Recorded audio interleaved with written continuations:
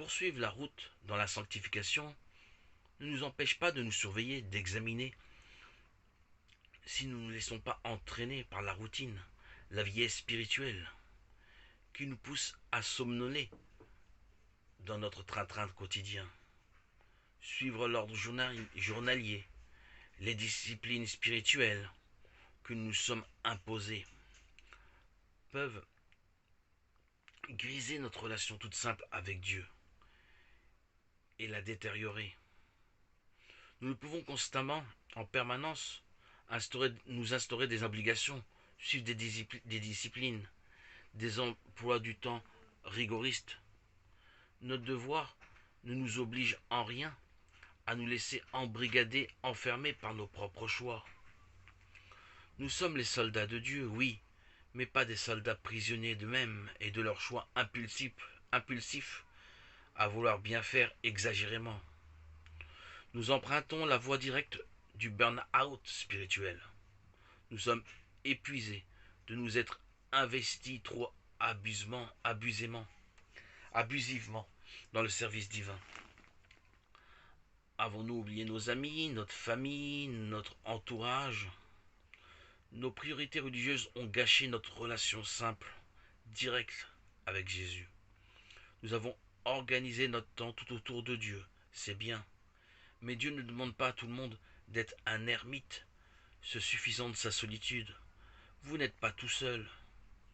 Dieu nous a mis dans une communauté, dans une famille. Êtes-vous à leur écoute, à leurs besoins? Dieu demande de nous de participer, de partager, d'échanger.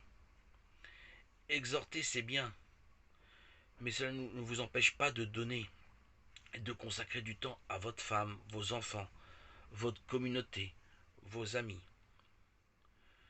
Le service de Dieu n'en sera que plus riche, plus enrichi dans l'amour. La vie avec Dieu est plus palpitante en gardant la proximité avec notre prochain. Aimer son prochain, c'est connaître Dieu. C'est vivre dans l'amour et non dans des disciplines, des organisations que nous nous sommes imposées en croyant que cela nous rapproche beaucoup plus de Dieu. S'isoler, méditer, prier, oui, mais il ne faut pas oublier que nous ne sommes pas tout seuls. Dieu a mis l'homme dans une structure familiale, professionnelle, justement parce que ces structures sont les meilleures structures pour favoriser notre épanouissement spirituel et pas autrement. Si cela serait le contraire, pas d'inquiétude. Dieu vous le fera savoir. Ne dénigrez pas le temps à passer avec votre famille, vos amis, votre communauté. D'ailleurs, votre temps aura plus de qualité pour vivre votre relation avec Dieu.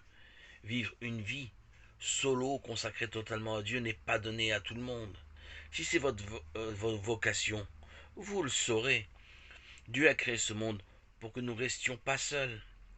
À la création du monde, il annonce dans Bereshit, il n'est pas bon que l'homme reste seul. Il lui donne la compagnie qui lui est vitale, l'aide précieuse, sa femme, Chava, Ève, qui va donner vie à toute humanité. Dieu a voulu que le monde ne reste pas vide. Une vie riche, épanouie, se fait du milieu des hommes, dans les assemblées des communautés, pour servir Dieu, aimer Dieu. Gloire à Dieu au plus haut des cieux, et paix sur la terre aux hommes qu'il aime.